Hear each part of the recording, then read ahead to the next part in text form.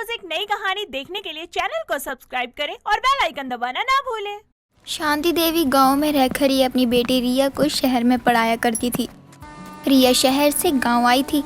ऐसे ही एक दिन जब शांति देवी बाहर से आती है तभी रिया उससे पूछती है, माँ आप कहाँ से आ रही हो सुबह सुबह? आपको कितना ढूंढ रही थी मैं, पता नहीं सुबह सुबह कहाँ चली जाती हो आप। क्यों तुझे नहीं मालूम क्या कहाँ जाती हूँ मैं? बचपन से मुझे देख रही है, गांव में ही पली बड़ी है, फिर भी मुझसे पूछ रही है कि मैं कहाँ गई थी। क्यों माँ, आपने अभी तक वो काम नहीं छोड़ा क्या? हद है माँ, अब आपके पास किसी चीज की कमी है जो आज भी आप दूध बेचने का काम कर रही हो? दूध बेचकर ही तो मैंने तुझे इतना पढ़ाया है, अब तू कह रही है कि मैं दूध बेचना बंद कर दूं? नहीं, ये तो कभी नहीं हो सकता। मैं जब तक जिंदा हूँ ना दूध बेचती रहूंगी। लेकिन माँ कल को मेरी शादी होगी और उन लोगों को आपके दूध बेचने से दिक्कत होगी, तब आप क्या करोगी? करना क्या है, रिश्ते के लिए हाथों हाथ मना कर दूंगी। मैं अपनी बेटी को ऐसे घर में कभी नहीं भेजूंगी जिस घर में मेरे काम को नापसंद करते हो। ये भी कोई बात हुई? अगर रिश्ता अच्छा हुआ तो आप हाथ से रिश्ता जाने दोगी? मुझे तो कुछ समझ ही नहीं आ रहा। तू नहीं समझेगी। जब तेरे पापा इस दुनिया को छोड़कर चले गए थे तब यही दूध बेचकर मैंने तेरा और मेरा पेट पाला था। एक माँ ने दूसरी माँ का दूध बेचकर एक बच्चे की परवरिश की है, तो सोच मैं उसी बच्चे का भविष्य बनाने के लिए उस माँ का अपमान कैसे सह लूं? अपनी माँ की बात सुनकर रिया भावुक हो जाती है और गले से लगा लेती है। ऐसे ही एक दिन शांति के घर उनकी पड़ोसन अरुणा आती है और आकर रिया से बोलती है, रिया क्या बात हो गई? आज तुम्हारी माँ हमको दूध देने नहीं आई, कोई तकलीफ हो गई है क्या? चाची, माँ आज मंदिर गई है, बोल रही थी पहले मंदिर जाएगी फिर दूध देने जाएंगी, पता नहीं अभी तक क्यों नहीं आई। चिंता मत कर, आ जाएगी। मंदिर गई है, मंदिर भी थोड़ी दूर है और रास्ते में बहुत लोग मिलते हैं। तुम्हें तो पता ही है, तुम्हारी माँ को सब पसंद करते हैं, सबकी चहेती है तुम्हारी माँ। अच्छा, मेरी माँ गांव में इतनी फेमस हो गई है क्या? लगता है माँ का बहुत नाम है। क्या बात है? तो फिर क्यों ना हो, आज तक तेरी माँ ने हमें कभी नहीं ठगा। जब से उनसे दूध लेना शुरू किया है तब से लेकर आज तक कभी दूध में कोई मिलावट नहीं किया। अगर कभी कोई नया दूध वाला आया और मेरी माँ के लिए दिए हुए दूध से भी अच्छा दूध दिया तो आप लोग तो उसको ही अच्छा बोला करोगे। ऐसा नहीं है, कोई नया दूध वाला आया ना हो हमारे गांव में। बहुत आए और हमने भी उनके लाए हुए दूध पिया था। जो अच्छा होता है आखिरकार उसकी ही चलती है। अरुणा और रिया बात कर ही रही होती है तभी वहाँ शांति आती है और अरुणा को देखकर बोलती है, क्यों रिया अरुणा, रुका नहीं गया ना तुझसे? मैंने कहा था ना कि कल मैं लेट हो जाऊंगी, लेकिन नहीं, मेरे घर तक का सफर तो तुझे तय करना ही था। क्या करूं? अब आप ही बताओ दीदी, मुझे चैन नहीं मिलता जब तक यहाँ के दूध से चाय बनाकर ना पी लो। वैसे भी बिटिया आई है, इसी बहाने थोड़ी बातें भी हो गई बिटिया से। अरे पूछ मत, बिटिया तो बोल रही थी कि दूध का व्यापार ही बंद कर दूं, अब बहुत हो गया काम, ऐसा बोल रही थी वो। अरे नहीं दीदी, ऐसा तो बिल्कुल भी मत करना, वरना हम गांव वाले कहाँ जाएंगे दूध लेने। लेकिन चाची अब क्या जरूरत है दूध बेचने की? अब तो हमारे पास जितना है ना बहुत है। मैं तो चाहती हूँ माँ आराम करे, घर पर बैठी रहे। हाँ, घर पर बैठी रहे और अपने बुढ़ापे का इंतजार करे। क्यों? अरे तुम बैठो आराम से, मुझे बहुत पसंद है अपना काम। वैसे भी तुम्हारी शादी के लिए मुझे दहेज जमा करना है। माँ मुझे कोई जरूरत नहीं है दहेज की। जो लड़का दहेज मांगेगा ना, मैं तो उससे शादी ही नहीं करूँगी।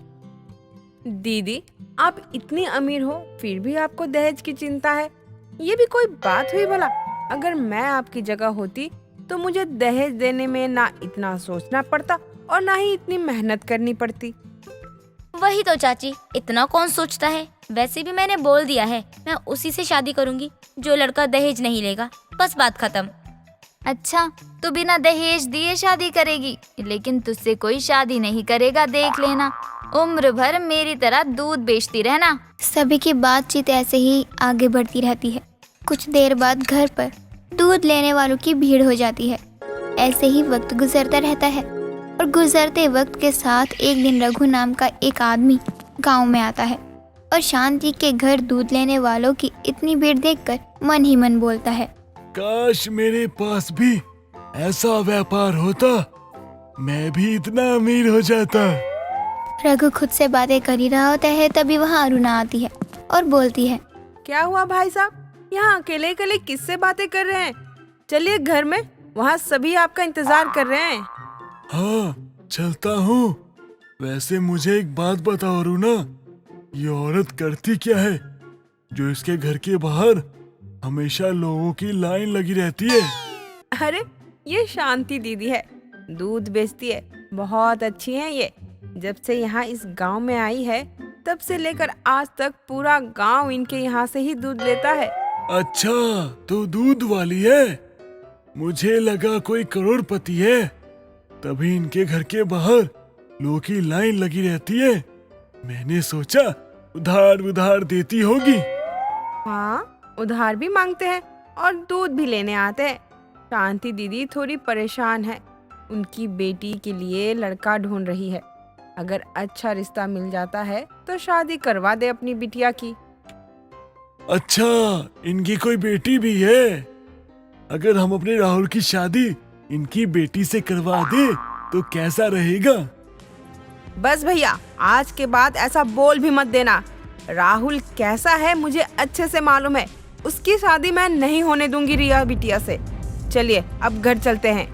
कुछ भी हो जाए मैं इस करोड़पति दूध वाली की बिटिया से शादी तो करवा के रहूंगा अपने बेटे राहुल की। रघु के मन में शांति का घर और दूध बेचने का व्यापार देखकर उसके मन में लालच आ जाता है। ऐसे ही दिन बीतते गए और एक दिन अरुणा को किसी जरूरी काम से गांव के बाहर जाना पड़ता है। तभी अगली सुबह रघु दूध लेने शांति के घर जाता है और बातों बातों में अपने बेटे की बात करता है और बोलता है, अरे बहन जी क्या बताऊं मैं आपको, मैं अपने बेटे राहुल उसकी शादी को लेके बहुत परेशान हूँ। पता नहीं आजकल की दुनिया में संस्कारी बहू कहाँ मिलती है। आपका बेटा भी है? अरे वाह, मुझे अरुणा ने कभी बताया नहीं उसके भाई का कोई लड़का है। अगर ऐसा है तो मैं अपने जान पहचान के वहाँ ही अपनी बेटी का रिश्ता तय करना चाहूंगी। क्या कहा आपने? मैं कुछ समझा नहीं बहन जी। भाई साहब मैं भी अपनी बेटी के लिए लड़का ढूंढ रही हूँ।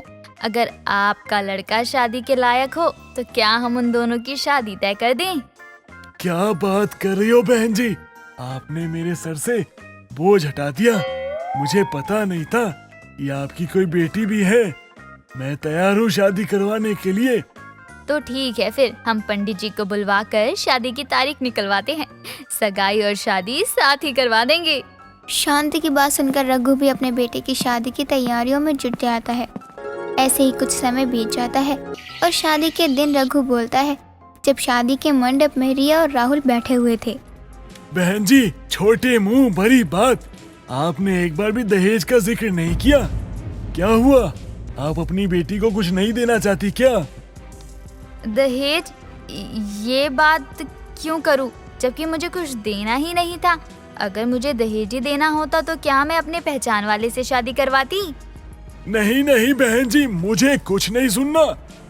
आपको कुछ तो देना ही पड़ेगा।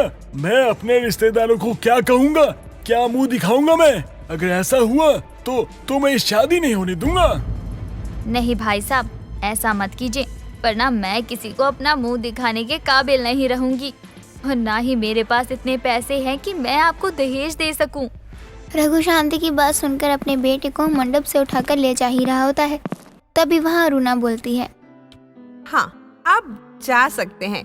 वैसे भी मुझे नहीं लगता कि रिया बिटिया की शादी इस शराबी राहुल के साथ होनी चाहिए। मैं कुछ दिनों के लिए बाहर क्या गई, आपने तो अपने बेटे का रिश्ता रिया बिटिया से ही करवानी चाहिए। तुम बाहर क्यों गई थी? मुझे पता नहीं था कि ये लड़का शराबी है।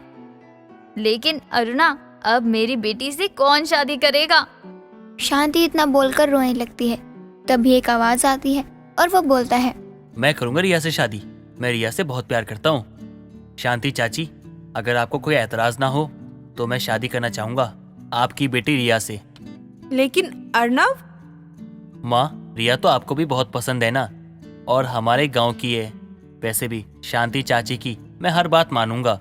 अगर वो कहती हैं ये शादी नहीं हो सकती तो ये शादी नहीं होगी, लेकिन अगर वो हाँ कहेंगी तो मैं शादी के लिए तैयार हूँ। अर्नब की बात सुनकर शांति और अरुणा मान जाती हैं और धूमधाम से उसी मंडप में अर्नब और रिया की शादी करोड़पति दूध वाली की बेटी से बिना दहेज के हो जाती है।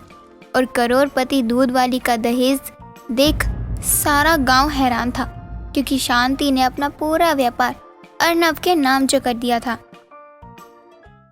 दोस्तों, अगर आपको ये कहानी पसंद आई तो इसे लाइक करें, शेयर करें और कमेंट करके बताएं कि कहानी में आपको सबसे अच्छा क्या लगा।